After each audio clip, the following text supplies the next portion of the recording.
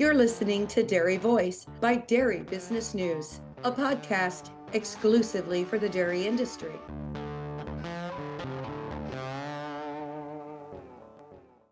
One of our sponsors of the Dairy Voice podcast is National DHIA. NDHIA ensures information accuracy and represents their members' interests. They are the direct voice for the dairy information industry. To find out more, go to dhia.org.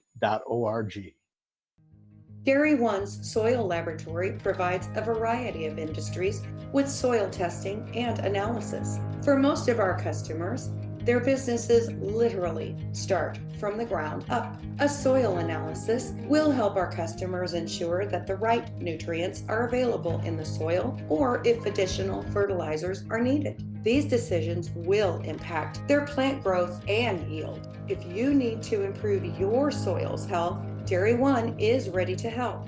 Contact the Dairy One Soil Laboratory by emailing soil@dairyone.com. That's dairyone.com. Good morning, good afternoon, good evening, wherever you are in your day. Welcome to the Dairy Voice podcast by Dairy Business News. I'm your host, Connie Kuber, with Sealpro Silage Barrier Films by Agriscience. So today we're talking more about dairy beef. Last December, we spoke about this subject, and today we're going to dive a little deeper into the nutritional needs of dairy beef calves and how to raise them so they can be reach their fullest potential as a meat producing animal. So the opportunity for dairy farmers to diversify yet again, adding a new revenue stream without a large capital investment, is very attractive. But before we go headfirst into feeding dairy beef, let's learn more about it, because these animals are different and their nutrition and handling may not be the same as what you're used to on your dairy. So today my guest is Melissa Holtz, Technical Calf Nutrition and Business Manager for Purina Animal Nutrition. Welcome, Melissa, to the Dairy Voice podcast. Thank you for having me, Connie, and thank you for the time today.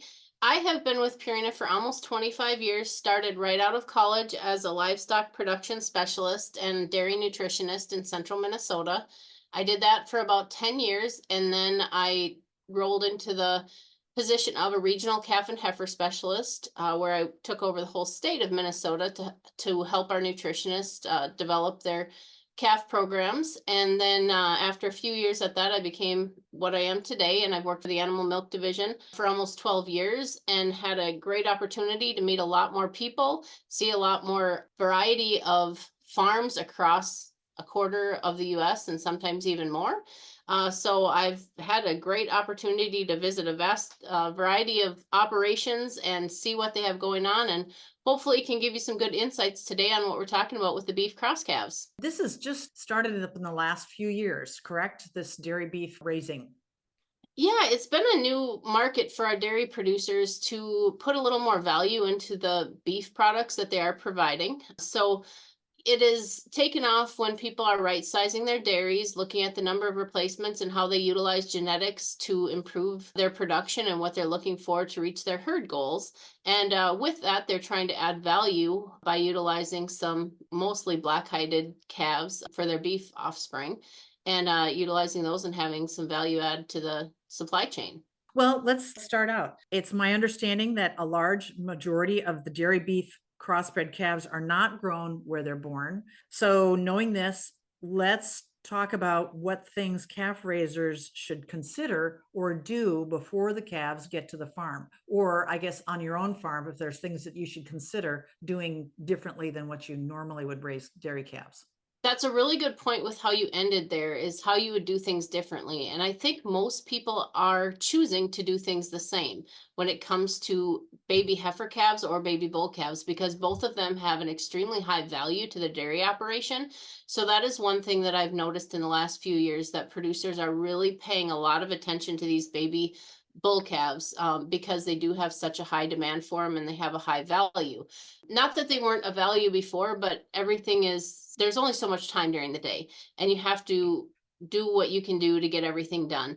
And so colostrum is probably the most valuable food that a calf is ever going to get in its life. And I do see that a lot more people are paying attention to that to make sure that those beef cross calves are getting the quality colostrum that they need to. If you are purchasing calves, if you're bringing them in and they're wet naveled, there's a possibility that you could add a little bit more colostrum or make some transition milk to try to help make sure that they got enough IgGs. If it's older than that, getting colostrum once they get to your calf ranch for prevention of failure of passive transfer is probably not going to be a good option, but there are other benefits to feeding colostrum longer term that we can see in these calves. But getting them off to a good start with proper colostrum is huge. Making sure that they are born in a place that is as sanitary as it can be. Clean bedding, dry bedding, making sure that you get that calf taken care of, processed quickly after birth so that you can get that colostrum in, get the navel dipped, sanitized, making sure that you have that taken care of so that you don't allow any extra bacteria to enter the calf through that navel opening. Those are very important as far as getting the calves off to a good start. Transform dairy data from numbers into valuable decision-making information with Herd HQ, the ultimate web-based platform brought to you by DRMS. Leverage advanced analytics, benchmarking, and alert systems to optimize productivity, minimize costs, and improve herd health. If you're part of the Beef on Dairy movement, check out Keeper Beef. Love your iPhone or iPad? CowCompass will provide you with extensive animal and herd information, no matter what type of device you use. Do you like charts and graphs? Check out Dairy Depot, with over 100 charts and tables. Herd HQ is available to all herds that process their DHI data with DRMS. Don't miss out on this game-changing dairy management solution. Contact DRMS today to schedule a demo. Is there anything that we need to prepare differently as far as housing goes? Not necessarily as far as housing goes for the babies, but one thing that's very important is if someone is coming to pick them up, your name is on those calves. So check out the trailer. Whoever's picking them up, make sure that that trailer is clean, that it looks clean, that there's not manure all over it, and that the bedding is clean and dry when you put the calves into it. Because if you've given those calves a great start, you want to make sure that that maintains through the next step until they get where they're going to be grown. So making sure that you pay attention to that is very, very important as well. Good advice. So we've got the calves on the ground. We're going to take care of them the first few days. You mentioned colostrum. What do we do those first few days of life? So if the calves are on the dairy the first few days of life, I would say take care of them just as you do your heifer calves, making sure that you get that colostrum first, hopefully second feeding as well, possibly some transition milk, or else onto either pasteurized milk with a balancer type supplement in it or milk replacer. Making sure that you get the proper temperature into the calf, get them off to a good start, mix it properly, feed it at the same time every day, just as you would treat your heifer calves, so that you have the ability to get those calves off to a fantastic start. Nutritionally, kind of the same as the regular dairy heifer would be the first few days of life. But then after that, are there changes that we're going to make, and when do we do that? So we've done a significant amount of research, by we, I mean our team down at the Purina Animal Nutrition Center, on what these beef cross calves need and how their needs are different than straight Holstein bull calves or native beef calves. So with that 5+ years of research, number of calves going all the way through the supply chain and seeing what's happening with these calves, we have found that it's very important to have the right protein and energy balance for these calves. And if we don't, we're giving things up right away early in life. So the things that you set early in life in the first 8 to 12 weeks really do set the foundation for their entire lifetime. So if you get them off to a good start or you get them off to a poor start, that's kind of how they're going to maintain the whole way through their life stages.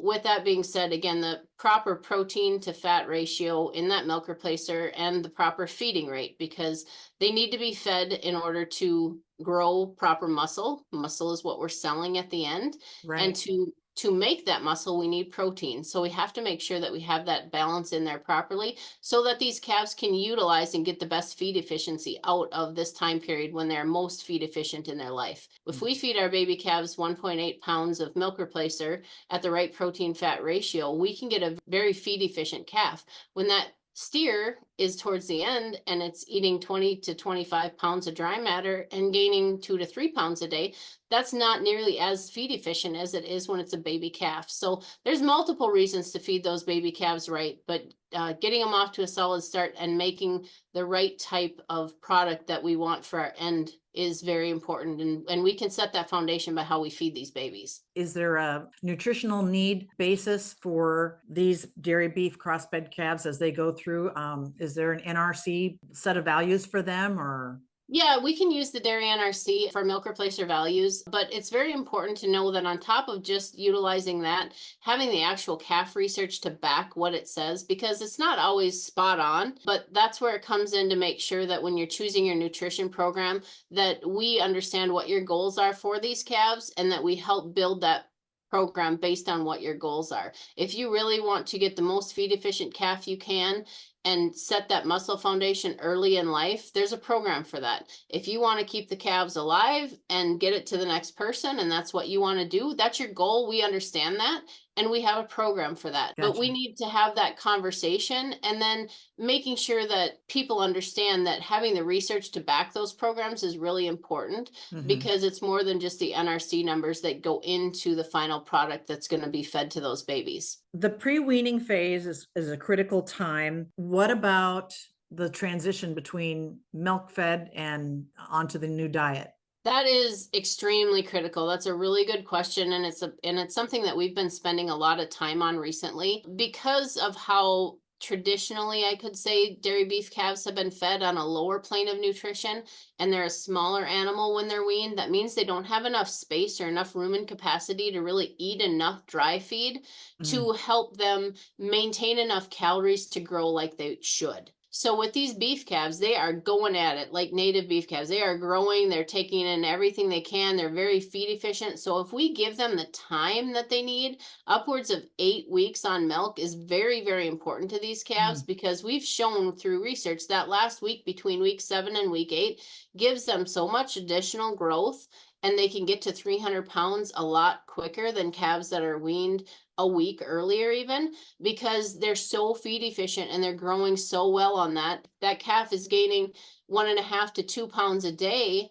In a week, that's 15 pounds. You think about how much 15 pounds more growth gives you as far as capacity to take in dry feed. Right. So when we're doing that way, we're encouraging these calves to eat more dry feed earlier, and because they're bigger, because of how we fed them when they're younger, they have the ability to take in more feed, and that seems to be easing that transition some. Now, it definitely doesn't work for everyone, but what we've seen and where we've seen it flourish is when those calves get that early nutrition and we cut them to once a day feeding that week we're going to wean them, and then they naturally increase their starter intake a lot more, and then keeping them on that same starter feed for a week or two after they're weaned is really important too, because the least things that we can change at once is really important. We've seen places where they wean them, they move them, they put them in group housing, and they change their feed all at the same time. So they went from a full feed banquet right in front of their face twice a day to where in the world is my food, where's my water, and who are all these other things I'm running around with. Helping to ease those transitions is another area that really will help that calf flourish long term. So trying to maintain the smaller number of things that we do at once to help them have an easier transition every time we have to have a transition.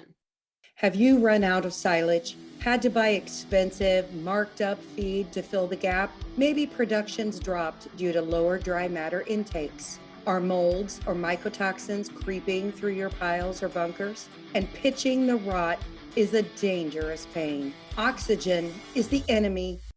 Pack it out, then keep it out with Sealpro, the professional grade silage barrier film protection chosen by top professional farmers like you. Make more, better, safer silage with Sealpro. Learn more at sealprosilage.com.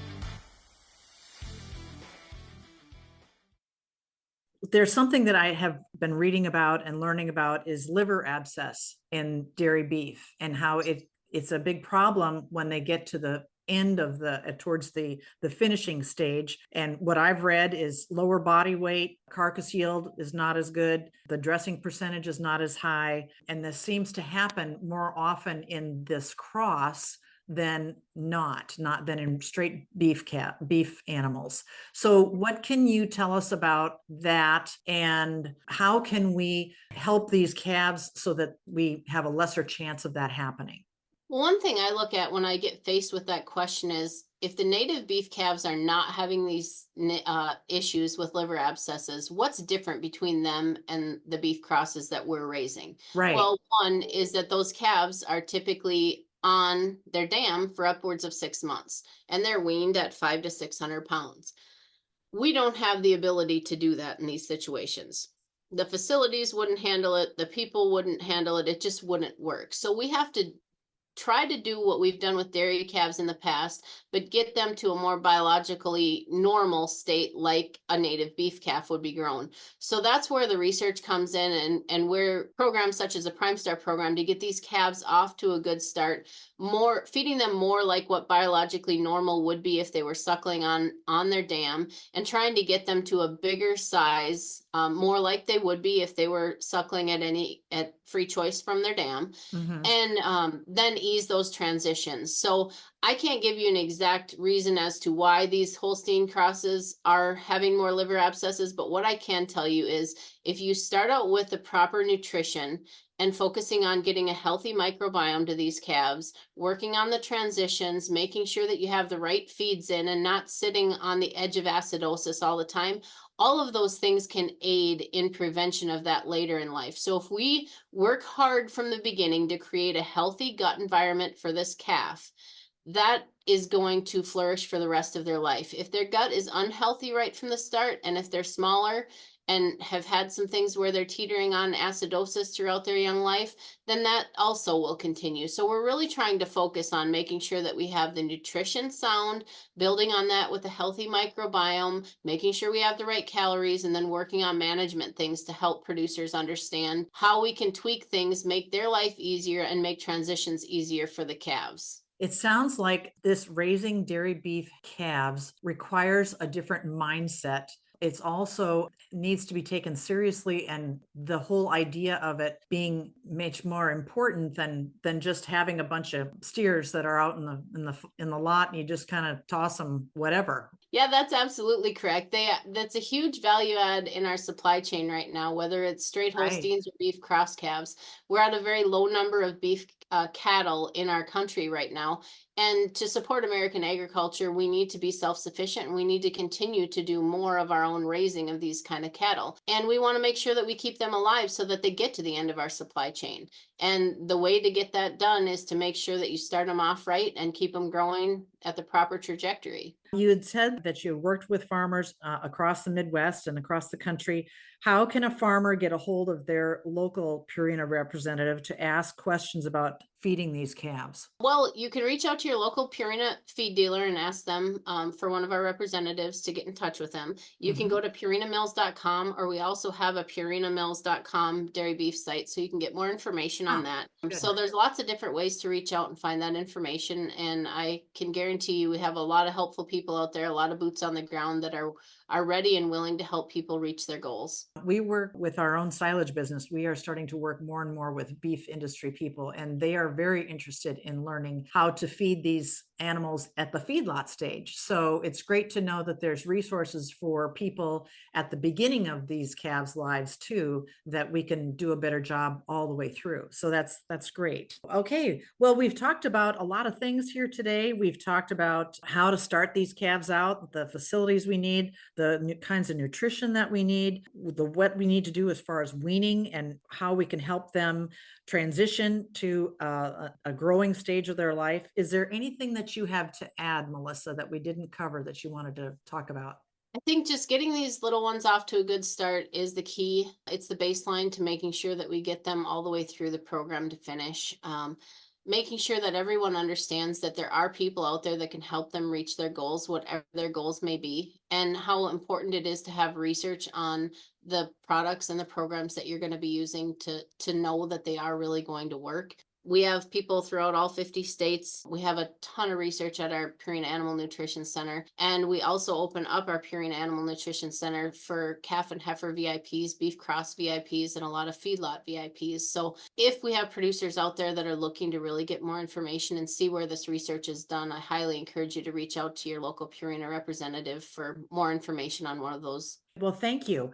This is such an interesting and exciting subject. I've just got to think that there are dairy farmers who would be able to diversify their income and do very well for themselves with this whole dairy beef cross, and then the beef industry as well. So thank you so much, Melissa. We've been talking to Melissa Holtz, the technical calf nutrition and business manager for Purina Animal Nutrition. And we've been talking about raising high quality dairy beef crossbred calves. This is Connie Kuber with Sealpro Silage Barrier Film by Connor Agriscience. You've been listening to the Dairy Voice podcast by Dairy Business News. Thanks for subscribing, liking, and sharing this podcast. And I'll see you all again very soon.